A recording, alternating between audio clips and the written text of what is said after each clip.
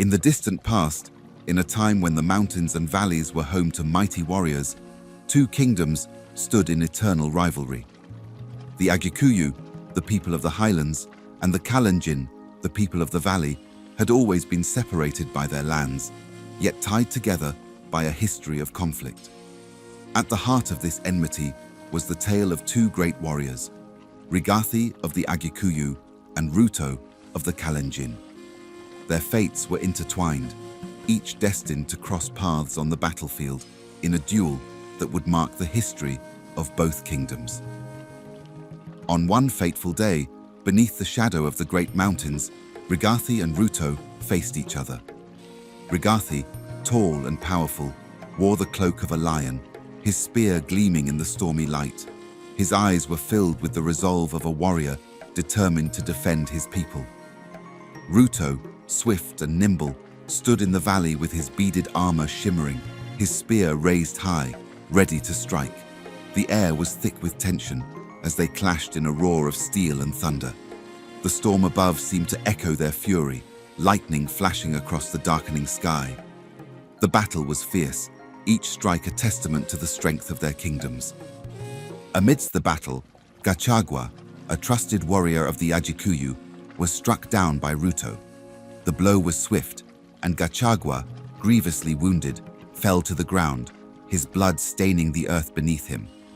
His face twisted in agony as he clutched his side where Ruto's spear had pierced him.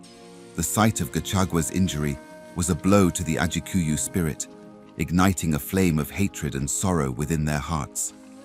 This moment, the harm of Gachagua, would forever be etched into the memories of the Agikuyu, marking the beginning of an irreparable divide between the two kingdoms.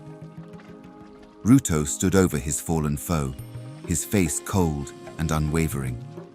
To him, it was a victory, but to the Agikuyu, it was the spark that would ignite a bitter feud for generations. The day had finally come.